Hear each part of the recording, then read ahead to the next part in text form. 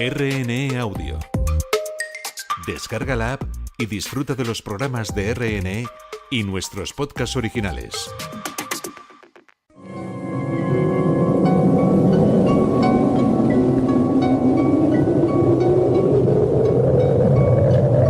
Solo cuando el túnel está en la más absoluta oscuridad es cuando puede volver otra vez la luz.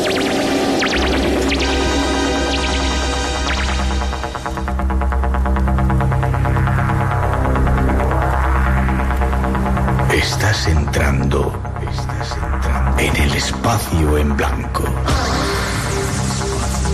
Una puerta a nuevas dimensiones de la existencia. Una nueva perspectiva sobre la realidad. Espacio en blanco.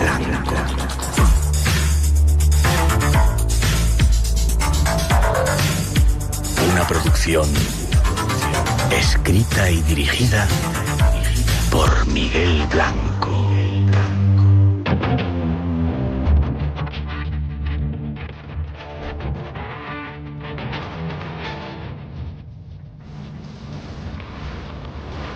Hola, buenas madrugadas, son las 2:07, 1:07 en las Islas Canarias, es hora de misterio.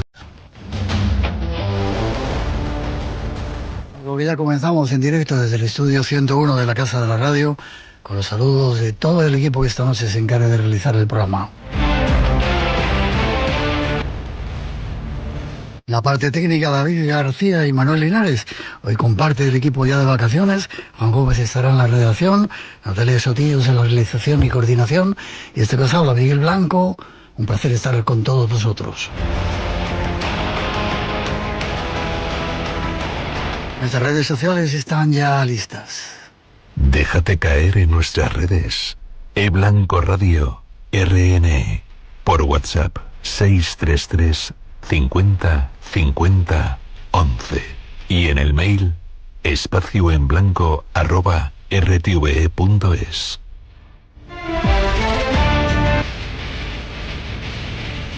Redes que como siempre controlan Ramón Álvarez, Juan Gómez y Antonio Baena. Y hoy va a ser nuestro último programa en directo. Necesitamos unos días de vacaciones para abrir nuestra mente hacia nuevos misterios que nos esperan para la próxima temporada.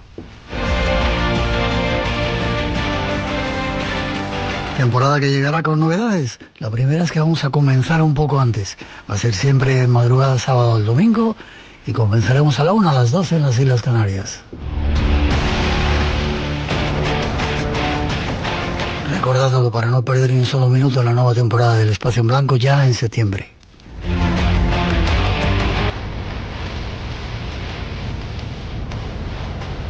Y para agosto llegarán excitantes programas llenos de contenidos para así acompañaros en este tiempo veraniego, así que no os lo perdáis.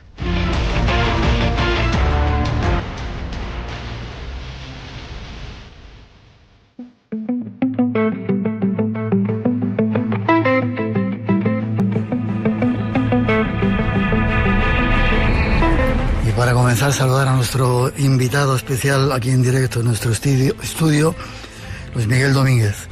Buenas noches. ¿Qué tal? ¿Cómo estás? Muy bien, encantado, de verdad, como siempre. Qué placer verte por aquí. Gracias. Veros a ti, a Mónica y a... No sí, a Darío también. Vale. Sí. Es que como es joven, digo, igual no puedo decir su nombre. Ah, vaya. ¿Qué tal, Darío? Bien, todo bien. ¿Te gusta la radio? Sí. Sí. Mónica, ¿cómo estás?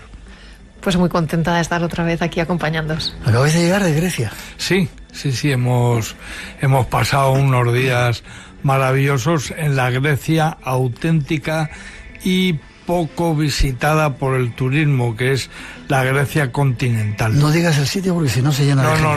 No lo voy. Hay que guardar los secretos de los lugares a partir de ahora. Naturalista increíble en nuestro país. Has hecho un montón de documentales: Fauna callejera, Vietnam tras la muerte, Amazonía última llamada. Sí, claro. Espacios naturales, Descubre tus cañadas, Tesoros del Sur, El toro amigo, Aquí la tierra, Corubos, Morir matando, Invasores, entre otros muchos. Sí, efectivamente. Mi vida ha sido entregarme a la divulgación, que yo considero que es la mejor herramienta para la defensa de nuestra naturaleza y de nuestra biodiversidad. Está claro. ¿Y has escrito un montón de libros? Dime alguno, porque el último lo tengo aquí. Pues sí, mira, por ejemplo, Lobo, Historia, Ciencia y Conciencia. Ese es mi libro anterior al que actualmente estoy presentando.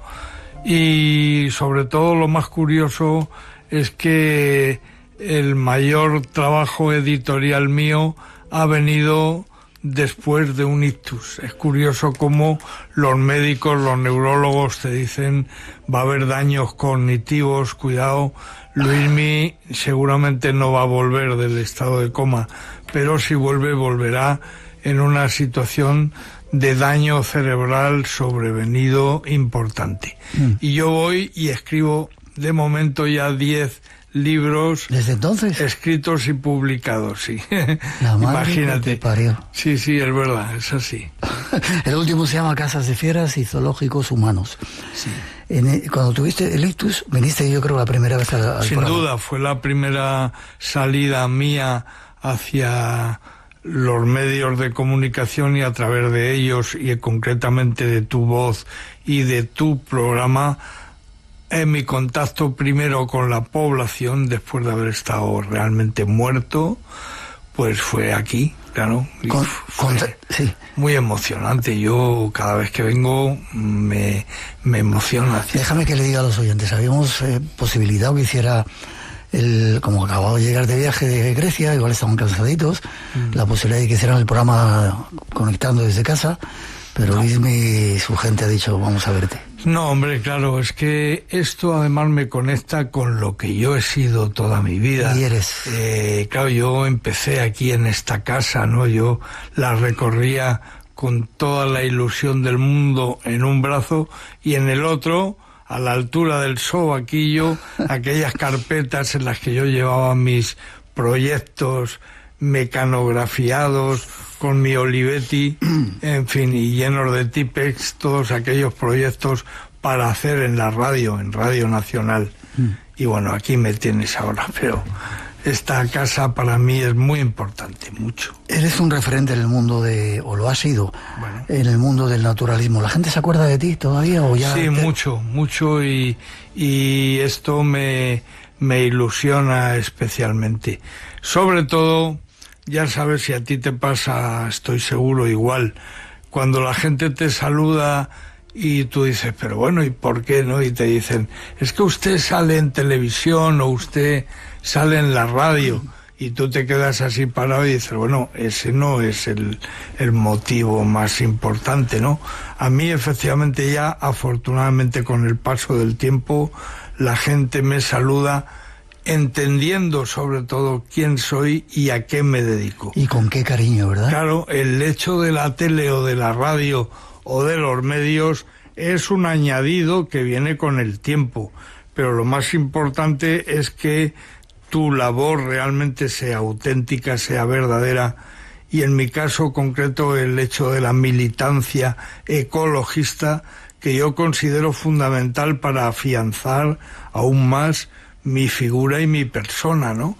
Yo no quería quedarme solamente en este chico de verbo fácil que ante la cámara explica las cosas de la naturaleza, pero que luego le importan un carajo, ¿no? De cómo van o cómo no van, ¿no? Déjame que hable con Darío. Haz fotos, Darío, ¿vale?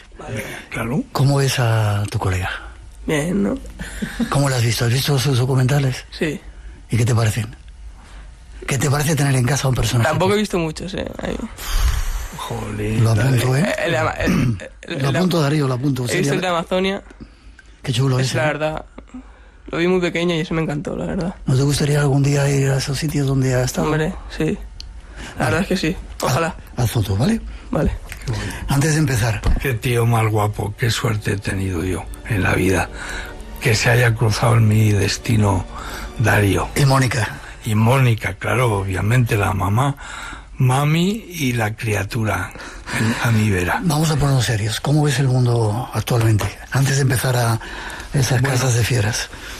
El mundo Espera, que diga otra vez. ¿Cómo me alegro que los médicos se hayan equivocado, de que hayas salido con esa mente tan lúcida todavía, de ese coma que estuviste, de esa experiencia de vida después de la vida, que estuviste ahí, que ya has contado, que igual te hago que recuerdes? ¿Cómo me alegro que se hayan equivocado? ¿Cómo ves el mundo? Pues mira, afortunadamente lo veo, como decía Antonio Gala, que él quería que en su tumba pusieran murió vivo, ¿no? Bueno, pues yo también estoy vivo, lo veo vivo. Entonces lo que quiero decir es que considero, para todos aquellos y aquellas oyentes que ahora nos estáis escuchando, que os deprime un poco la situación actual a nivel mundial, ¿no? Yo lo veo como una gran oportunidad. La oportunidad de sacar la auténtica raza humana. Es el momento de que entre todas y todos nos unamos y con creatividad y cariño salgamos a defender de verdad los puntos cardinales de nuestra existencia humanoide, ¿no? Entonces yo creo que es un momento histórico en el que, como pasó en la Revolución Francesa o en otros periodos históricos, la fuerza de la sociedad civil es vital. Yo creo que es un momento muy importante y por tanto muy bonito, muy emotivo y muy inspirador, claro. Ole, ole y ole. Lo creo ciertamente. 2:17, 1:17 en las Islas Canarias. Nos metemos de lleno con el tema que queremos tocar con nuestro invitado. El primer módulo va a funcionar.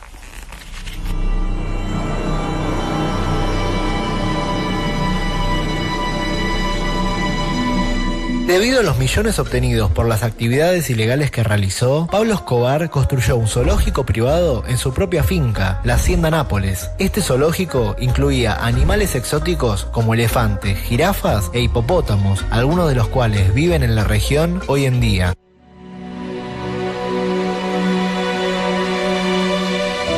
Pero antes de hablar de ese arca de Pablo Escobar, yo quería preguntarte sobre qué son las casas de fieras. Sí, bueno, las casas de fieras son ese nombre que se dio a lo que previamente habían sido las menageries, casi siempre unidas a las monarquías de los diferentes países del mundo. La casa de fieras era llamada así porque en el fondo lo que acababa ocurriendo en esas instalaciones es que se enfrentaban especímenes de diferentes especies en luchas, peleas que animaban el corazón aburrido de aquella sociedad, pero que llevaban al huerto a miles de animales que morían. De hecho, en la Torre de Londres, donde estuvo la gran menagerie de la Gran Bretaña, se han encontrado junto a los huesos y cráneos de leones, que sabemos que tuvieron bastantes leones allí en Londres, en cautividad en la Torre de Londres, pues se han encontrado junto a ellos huesos y restos óseos de mastines. Y esto al principio a los arqueólogos les descolocó hasta que por fin algún historiador desveló la verdad, y es que se enfrentaban estos perros grandes, molosos, los mastines, con los leones. Y ese espectáculo sangriento era vivido con mucha emoción por parte de la beautiful people de la época, esa que nunca se cuestiona ni se plantea nada. ¿Había muchos? Sí, la verdad es que sí. La verdad es que el divertimento unido a la sociedad humana, sobre todo occidental, y vinculado a los animales en cautividad, ha sido, además de un gran espectáculo, ha sido un gran negocio. Por tanto, ha habido muchos. Y yo en este libro me he encargado de investigar cuál ha sido el recorrido historiográfico de estas instalaciones a las que hemos acabado llamando zoológicos, que son zoo ilógicos, realmente. ¿Los animales sienten? Hombre, claro que sí. Como Los nosotros. animales sienten, Se sí. deprimen. Y afortunadamente, legislativamente vamos avanzando hasta el punto de que los animales ya son seres sintientes, contemplados así por la ley, y por tanto una botella, una maleta, un ordenador no son en ningún caso seres y no son sintientes. Pero un animal lo que no puede ser nunca es un ser no sintiente y sobre todo una especie de de artilugio o de cosa, ¿no? Entonces, afortunadamente, hoy ya hay muchas sentencias que nos hablan de los sentimientos de nuestros hermanos, los animales, claro. Tienen incluso daños cerebrales. Hay estudios científicos que demuestran que tienen daños cerebrales, neuronales. Hombre, y te voy a decir más, que a lo mejor posiblemente va a llamar la atención, pero hace bien poco la industria farmacéutica europea hizo un estudio para ver dónde era el lugar en el que se utilizaban más antiácidos. Imagínate el Almax, por ejemplo, ¿no? Para el estómago. Sí. Bueno, pues esos lugares fueron realmente inesperados para los científicos. Resulta que donde más antiácidos se consumen y donde la industria de la farmacia gana muchísima pasta es en los delfinarios.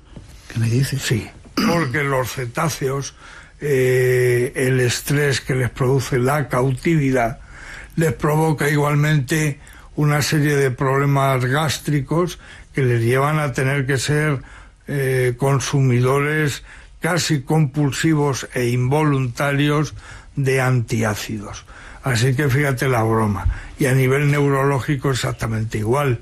Los grandes primates sabemos que el Alzheimer, el Parkinson son enfermedades que, por ejemplo, por desgracia y a nivel porcentual, se dan en los grandes primates en cautividad. Cosa que no ocurre con otro tipo de especies cautivas, como pudieran ser los conejos o como pudieran ser las ovejas, pero sí le pasa a un gran primate, sí.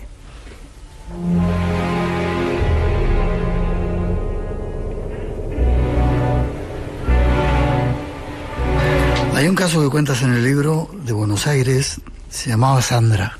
Sí. ¿Nos lo cuentas? ¿Qué? Si quieres beber agua, bebe agua por un Sí, bueno, se trata de... Bebe un poquito de agua, sí. Perdóname, Miguel, mira. Se trata de una orangutana que, pobrecita, llevaba 40 años viviendo, obviamente, entre rejas, en un zoológico de Buenos Aires. Hubo una gran campaña en aquella preciosa capital.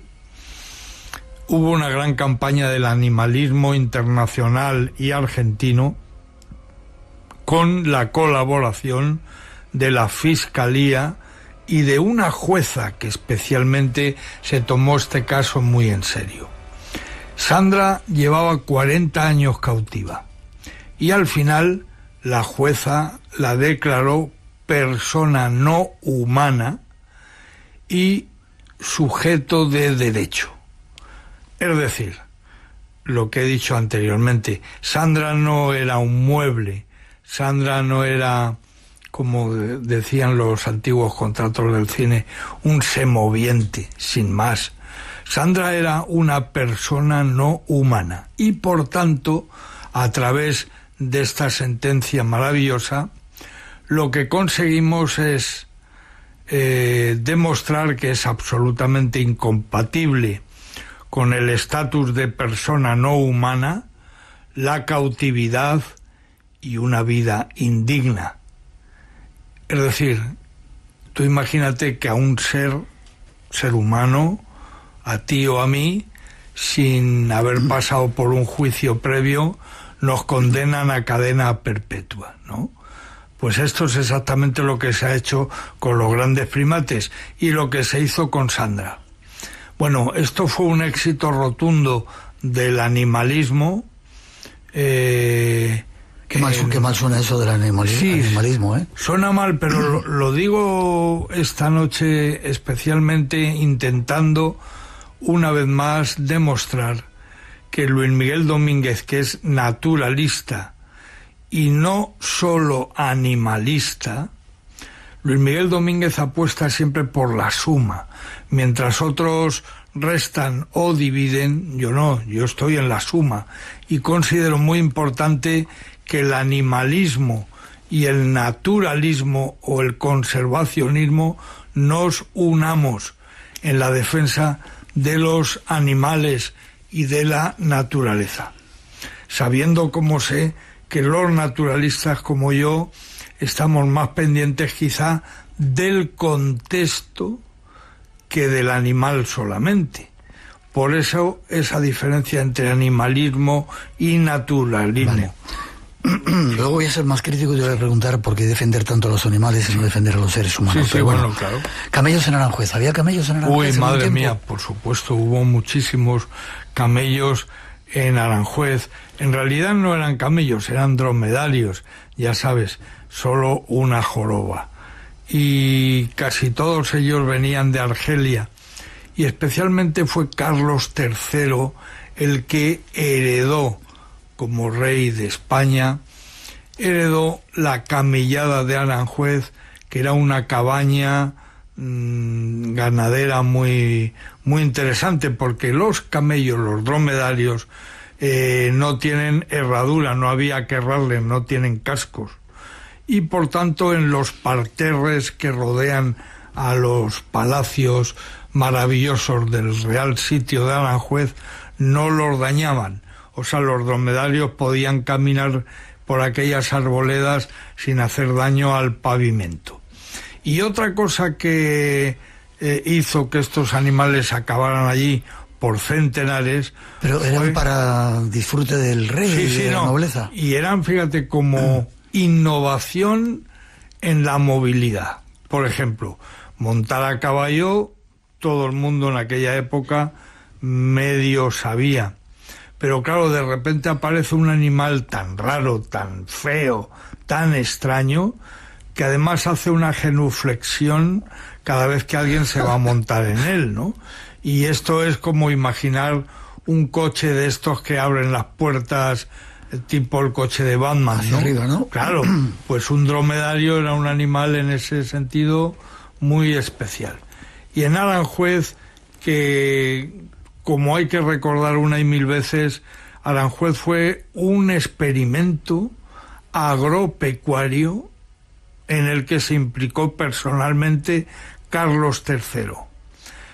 En Aranjuez, por ejemplo, tuvo lugar la hibridación del plátano de sombra, ese árbol maravilloso que vemos en nuestras ciudades y que vemos en tantos sitios, que he visto yo, por ejemplo, en Grecia, en las placas, en las plazas griegas, dando una sombra infinita. Bueno, pues ese árbol es fruto de la hibridación de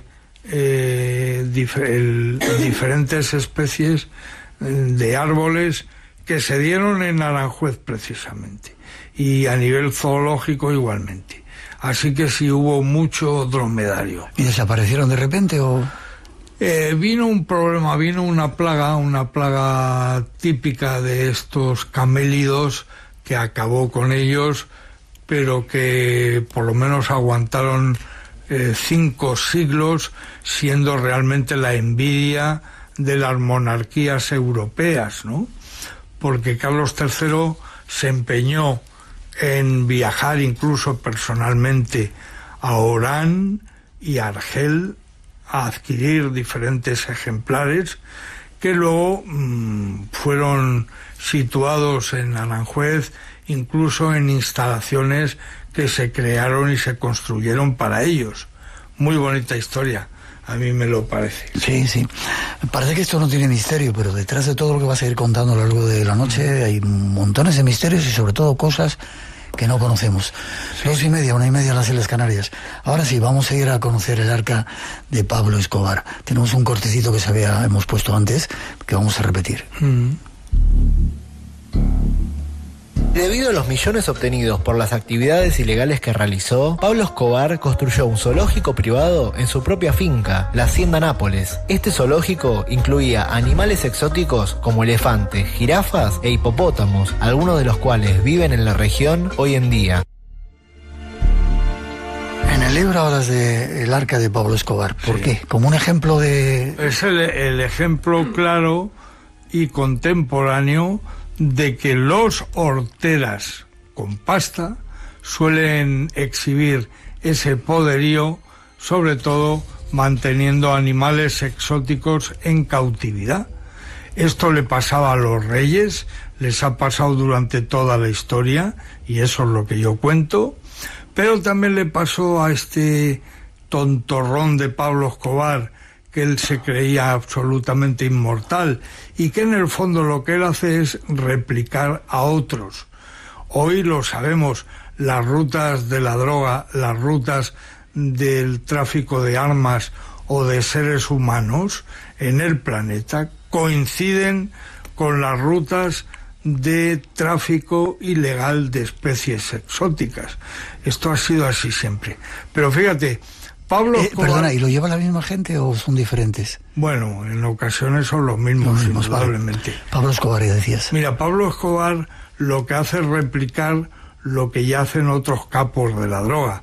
Los hermanos Ochoa, también allí en Colombia, le invitan en una ocasión a pasar un fin de semana a una hacienda colombiana. Y él se queda fascinado porque estos hermanos tienen allí avestruces y tienen animales exóticos. Y él se queda con esa idea en la cabeza y se compra la Hacienda Nápoles. Uh-huh. La Hacienda Nápoles tiene ese nombre, que no lo olvidemos, para rendir homenaje a Al Capone, que era uno de los ídolos de Pablo Escobar y que era de Nápoles. Bueno, pero la Hacienda Nápoles se llena de animales exóticos porque Pablo Escobar viaja a Dallas y en Dallas descubre un viejo zoológico roñoso en el que se han exhibido durante décadas animales africanos absurdamente allí en Dallas, y llega y el metálico suelta $2 millones para llevarse de allí todos los animales que estaban en liquidación. Y por tanto la Hacienda Nápoles empieza de repente a recibir vuelos de aviones privados llenos de hipopótamos, de rinocerontes y bueno, incluso hasta de jirafas, a las que tuvieron que dormir, seguramente drogar, más que dormir, drogarlas, para poderlas meter en dichos aviones. Por desgracia, esto demuestra una vez más que los horteras y los animales no se llevan muy bien, ¿no? No se llevan muy bien. Déjame que escuchemos algo que pasó con esos animales, porque algunos desaparecieron, pero otros, ya verás. Sí, sí. ¿Qué pasó con los animales de Pablo Escobar? Los llamados hipopótamos de Escobar, una especie invasora y peligrosa, se han reproducido de tal forma que ahora hay cerca de 160 animales libres por la cuenca del río Magdalena que conecta a 6 departamentos. 4 mar 2023. Se calcula que va a haber miles de ellos para el 2050. Sí, sí. Y en esos ríos no ha habido nunca hipopótamos. Puede causar un cambio increíble, ¿no? Hombre, ahora mismo, de hecho, ya el gobierno de Colombia el año pasado ya consiguió incluir al hipopótamo africano como especie invasora en Colombia. O sea que ya oficialmente Colombia exhibe una lista en la que aparecen animales que jamás hubieran podido llegar allí de no ser por la terrible implicación, ya digo, de mafiosos en estas cuestiones. Mira, lo que pasó con los hipopótamos es increíble. Resulta que cuando la DEA le vuela la sien a Pablo Escobar, le matan, esos animales se quedan allí sin comer, sin ser alimentados, se quedan solos en la hacienda Nápoles. Y cuentan la narrativa más certera que había un hipopótamo, un macho, que se llamaba Pepe, un macho enorme. Pepe tiene hambre y todo el resto de hipopótamos del grupo, hembras y algún otro macho más joven, tienen mucha hambre. Huelen, porque los hipopótamos tienen un olfato maravilloso, huelen que cerca está el río Magdalena. Efectivamente, el río Magdalena es un río de la cuenca amazónica colombiana que pasa cerquita de la hacienda Nápoles. Y al oler y al ventear el río, el hipopótamo Pepe decide con su cabezota enorme tumbar una de las paredes de aquel zoológico. Tumba una de las paredes y le siguen otras 4 hembras y otro macho jovencito. El caso es que meses después empiezan a aparecer crías de hipopótamo africano por allí, que además pone en peligro a especies de Colombia en peligro de extinción, como puede ser la nutria gigante amazónica o el propio manatí, por ejemplo. Entonces es un problema porque el ejército colombiano decidió desde helicópteros masacrar a metralleta a los hipopótamos para acabar con este problema. Pero crearon otro problema mayor, que era el problema de la opinión pública colombiana, que se encabronó sobremanera, sobre todo cuando mataron a Pepe, porque a Pepe sí lo asesinó el ejército colombiano, pero aquel hipopótamo precioso no tenía la culpa de nada, ya sabes. Bueno, especie invasora que tiene que ver con un desastre de tal magnitud. Te saludan desde Ibiza, te dan la bienvenida a Luis Miguel, desde Basauri, en Vizcaya. Bueno. Dicen, hoy las urdes están a oscuras.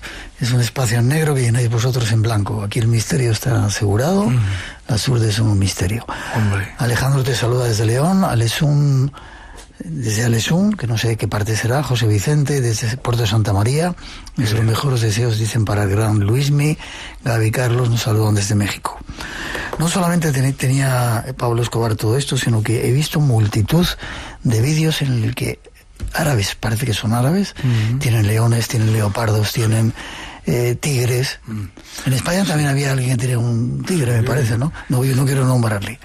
Pero estos árabes es un síntoma de tener opulencia, tener esos tipos de animales. Sí, efectivamente. La verdad es que quien pueda tener un guepardo, sobre todo los guepardos le interesan mucho, sobre todo en Abu Dhabi hoy, hay buena gente con buenas fortunas que consideran ser menos ricos si no tienen a su lado en un sofá a un guepardo, cosa absurda. Pero bueno, aquí en España es muy bonita la historia porque yo me pongo a escribir esta historia de zoológicos y de tristeza y de fauna en cautividad y empiezo a descubrir que a lo largo de la historia hay sobre todo una subespecie, una raza de león africano que es el objeto de deseo de mucha gente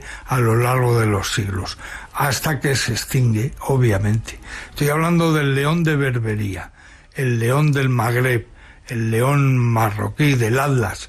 Bueno, este león de melena negra, poderoso, una de las subespecies de pantera leo más grandes de toda África, es un animal que por una parte desean tener en cautividad emperadores romanos como el propio Julio César, que tuvo varios ejemplares, y algún otro emperador, pero que con el paso del tiempo, no sabemos cómo, pero llega a interesar, por ejemplo, al Cid Campeador. Sí. El Cid Campeador tiene un león de Berbería, claro, y en el poema del mío Cid yo descubro, releyéndolo, que efectivamente en ese episodio en el que se habla de cómo este león se escapa y organiza un lío importante, pues descubro cómo realmente el león de Berbería primero interesó a los gerifaltes del Imperio Romano y a posteriori al Cid Campeador. Don Rodrigo Díaz de Vivar tuvo en cautividad uno de estos leones. Hoy está desaparecido ya de África ese... Sí, es muy curiosa la historia, y en el libro incluso aparece una fotografía que yo conseguí, muy difícil. Es el último león de Berbería vivo que se fotografía en pleno desierto. En un viaje aéreo, un compañero de Saint-Exupéry, el autor del Principito, un compañero aviador que hacía la ruta que iba de Casablanca hasta Dakar. De Casablanca a Dakar él viajaba con el sistema aeropostal de la época. Se asoma desde su avión biplano y observa abajo a un león que ya se creía extinguido, pero que él fotografía, y esa fotografía aparece en el libro, y yo cuento toda esta historia. El fotógrafo era Flandrin, francés, sí. 12:42, 1:42 en las Islas Canarias. Ponemos un poco de información de nuestra casa y damos más datos de cosas cercanas a nosotros que tienen que ver con animales. 633 50 50 11 si queréis mandarnos algún saludo, alguna nota de voz. Y en Blanco Radio RNE, nuestras redes sociales abiertas.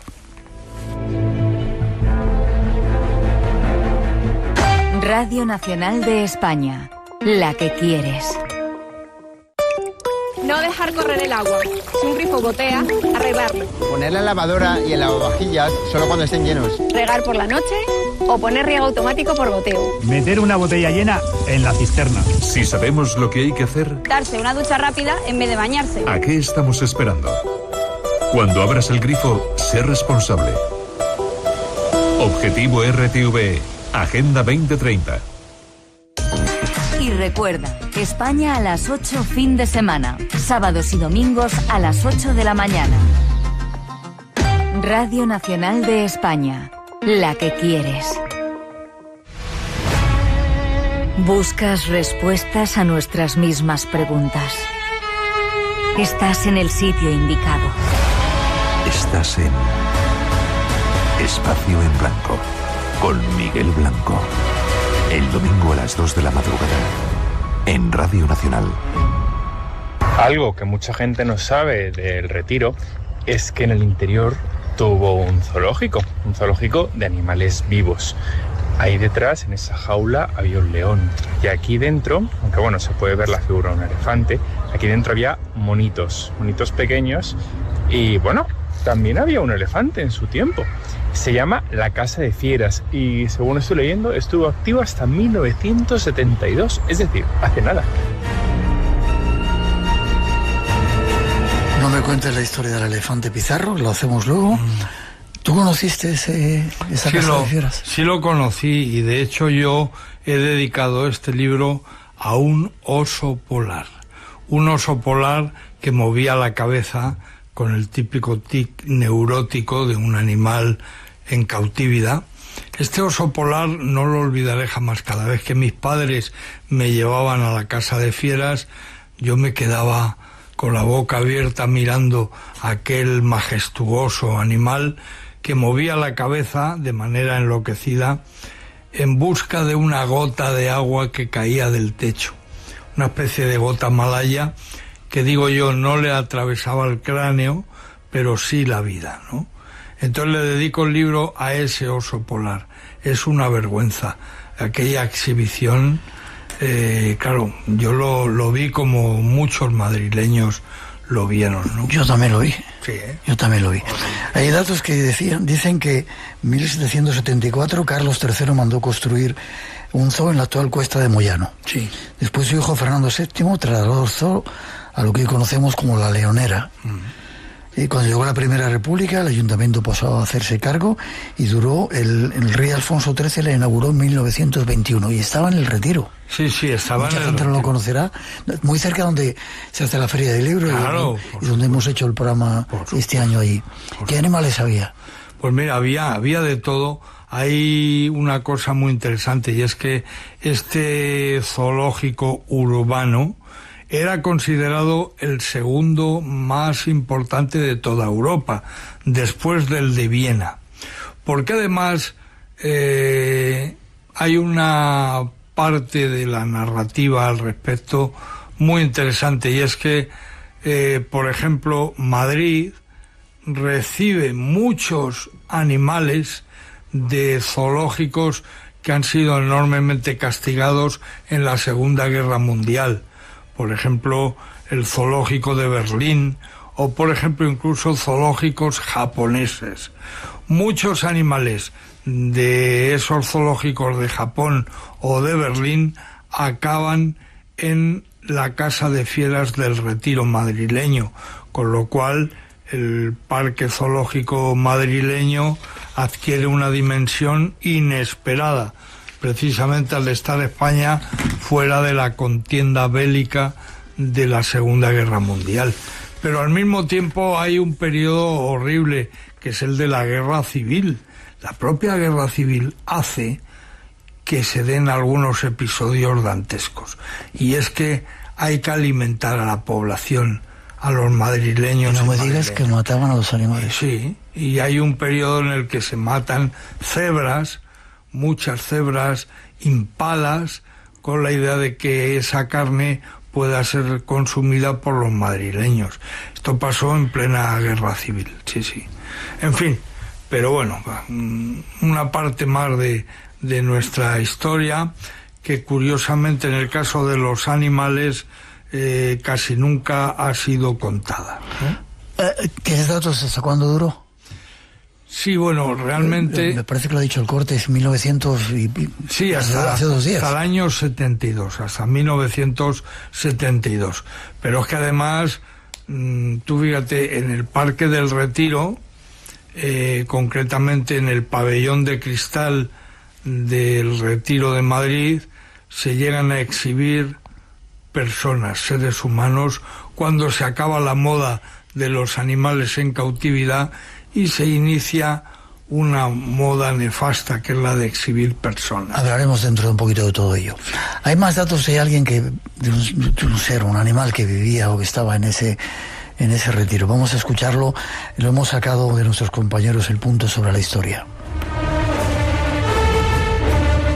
Pues déjanos que te contemos una historia fascinante de uno de los animales de aquí. Se llama Pizarro y era un elefante de una raza de Ceilán que normalmente viven pues unos 40, 50 años, y este murió con 58 años, pero tiene un historión. A finales del 19 había unos espectáculos que hoy nos parecen un poco inconcebibles, pero entonces eran espectáculos de masas. Aparte de los toros, el elefante Pizarro lo cogían y lo ponían a luchar contra 5 toros bravos en la plaza de toro antigua que estaba cerca de la Puerta de Alcalá. Pero peleas a muerte. Peleas a muerte. Como vivió bastantes años, suponemos que los que morirán serán los toros, pero tampoco nos imaginamos cómo.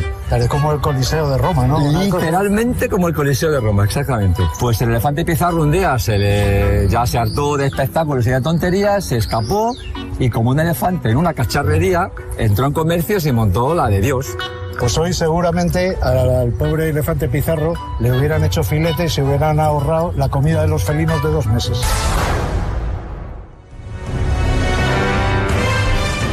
O sea, que había un elefante... Sí, esta historia... Yo recuerdo al elefante, pero no sabía que lo llevaban a la plaza de toros. Mira, el elefante se llamaba Pizarro porque tenía otro compañero, también un elefante indio, Elephas maximus, no Loxodonta africana, no el elefante africano, eran elefantes indios, pero el compañero se llamaba Cortés y Pizarro, y recorrieron toda América en unos espectáculos tan dantescos como esto que acabamos de oír, peleando con otros animales. Y ya digamos que en plena jubilación, Pizarro, pobrecito, acaba aquí en Madrid. Y acaba en los Campos Elíseos, que esto hay muy pocos madrileños que lo sepan, pero los Campos Elíseos son una zona verde enorme que se diseña a partir de la calle O'Donnell y que une O'Donnell con Ibiza, con Menéndez Pelayo, toda esa zona resulta que se convierte en los Campos Elíseos de Madrid. Y hasta el año 1900 y muy poquito había esas tardes de toros en una pequeña plaza, además de la de las ventas, en la que Pizarro se enfrentaba a 5 toros de lidia bastante astifinos, lo que quiere decir que este elefante era realmente apuñalado por esos toros, y los toros lo pasaban realmente mal también, porque ojo con un elefante que no ninguna broma. El caso es que pobre criatura aguanta hasta los 58 años, que es muy poco tiempo para un elefante. Ya sabemos que son longevos. El caso es que con la mala vida pues acaba muriendo. Mi libro habla de bastantes elefantes, por cierto. El propio Carlos III decidió que un elefante acabara sus días en Aranjuez. No solamente camellos, también elefantes en Aranjuez, por supuesto. Y creo que sacaban los elefantes y los cocodrilos a bañarse en las Cibeles, o... Bueno, en ocasiones ha habido... La Fuente del Retiro. Sí, en las fuentes de la ciudad. Hombre, imaginemos ese tiempo en el que, claro, ver un cocodrilo era algo realmente imposible. Fíjate que fueron los primeros misioneros o jesuitas o de otras órdenes que al viajar a Sudamérica se traían en ocasiones caimanes. Por eso vemos muchos ejemplares mal disecados en las paredes de muchas iglesias españolas. Mucha gente dice, pero bueno, ¿qué hace ahí un cocodrilo? En realidad eran caimanes o yacarés, y casi siempre venían de la mano de los misioneros, que eran los que de verdad viajaban en aquellos años. Vale, 2:53. Hay una última parte que queremos mostraros todavía, que quizá, bueno, no tiene que ver con animales, tiene que ver con otros seres. A finales del siglo XIX, las exhibiciones coloniales se hicieron populares en el mundo occidental, exhibiciones que no solo mostraban artefactos, sino también personas reales, o como ahora se les llama, zoológicos humanos. Desde Europa hasta Nueva York, había personas de color que residían en zoológicos y museos como exhibiciones vivientes. Eran africanos, asiáticos e indígenas.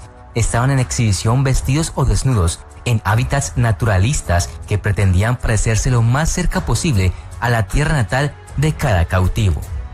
Los espectadores los acariciaban y fotografiaban porque veían a estas personas como animales exóticos. Estas personas se mantuvieron cautivas por tener partes del cuerpo, tamaños o formas consideradas inusuales para el ojo occidental. En Bruselas, en 1897, a instancias del rey Leopoldo II, se creó una sección colonial en Tervuren para ganarse a los inversores y a la población belga y obtener apoyo para el proyecto colonial en el Congo. No menos de 267 congoleños fueron llevados a la fuerza a Bélgica y exhibidos al público como animales en un zoológico. 7 de ellos perdieron la vida. Lejos de ser un caso aislado, este espantoso espectáculo formaba parte de una auténtica industria que alimentaba el racismo que aún hoy se vive en las sociedades occidentales. Es decir, que hubo un tiempo que no solamente se veían animales, sino también se mostraban a seres humanos. Sí, es curioso porque el ser humano no deja de sorprenderte. Además, realmente los mismos empresarios que hicieron negocio con el tráfico de animales y con la exhibición de animales exóticos son los mismos empresarios que se reconvierten y se dedican a secuestrar personas, seres humanos, a llevárselos a miles de kilómetros de sus lugares de origen y a esclavizarlos durante años. Lo digo con total claridad. Esto, por ejemplo, uno de los especialistas en esta cuestión fue el famoso Fitzroy, el capitán del Beagle, barco en el que viajó Charles Darwin. Bueno, el capitán del Beagle era un traficante de seres humanos dedicado a abastecer a diferentes zoológicos y exhibiciones coloniales, como acabamos de escuchar. Así desaparecieron etnias enteras como los Ona y los Patagones de Tierra del Fuego, ¿no? Así, de esta manera. Y seguramente, yo digo, esto es lo que hace que Charles Darwin y Fitzroy discutan tanto durante el viaje, dando la vuelta al mundo, en ese viaje de un naturalista que es Darwin. Es decir, el mismo barco que iba Darwin aprovechó para traer a esa gente. Sí. De hecho, Darwin coincide con Baton, por ejemplo, que es uno de los indios patagones que es secuestrado y que se tiró 3 años en Londres y, pobrecito, volvió vivo, menos mal, porque habitualmente morían. Hay una historia de sufrimiento humano detrás de todo este episodio maloliente que es terrible. El caso sobrecogedor, que es además un símbolo hoy para cualquier mujer del mundo, es el caso de la Venus Hotentote. Los Hotentotes... Tenemos 2 minutos para contarlo y luego hay tiempo para después, o sea que puedes ir tranquilo. Los Hotentotes ya sabéis, queridos, que son precisamente los mal llamados bosquímanos por los boers holandeses en Namibia y en otros países. Bueno, pues una mujer de esta etnia, con un culo bastante prominente, con unas nalgas muy poderosas, fruto de la glándula esteatopígea, que hace que tengan una acumulación de grasa en las nalgas únicas. Esta pobrecita mujer fue secuestrada de niña y fue exhibida en Londres y París, hasta tal punto de que acabó muriendo, pobrecita, alcoholizada y degradada como ser humano. Acabó siendo enterrada en Francia, y por eso Nelson Mandela, cuando acaba siendo presidente, el primer presidente negro en su país, se pone en contacto con Mitterrand y le dice a François Mitterrand, le dice que quiere hacerle una propuesta muy especial. La propuesta especial es que Mitterrand autorizara para desenterrar ese cuerpo y que esa mujer tan bonita, la Venus Hotentote, volviera de nuevo a Sudáfrica. Esto pasó de verdad. Y lo consiguió. Lo consiguió, Mitterrand cumplió, y Nelson Mandela, cumplió también con lealtad a su raza y a su condición de humano, ¿no? Un hombre que había sufrido tanto, ¿no? Imagínate. Debemos de hacer una pausa. Llegan nuestros compañeros de los servicios informativos. Llegan las noticias de las 3, las 2 en las Islas Canarias, y luego regresamos un ratito más con Luismi. Tengo un montón de saludos para darte, y luego con más temas aquí especiales de compañeros en el Espacio en Blanco. 633-50-50-11, nuestro teléfono por si queréis mandar algún saludo, y el Blanco Radio RNE, nuestras redes sociales abiertas. No os vayáis, que enseguida regresamos.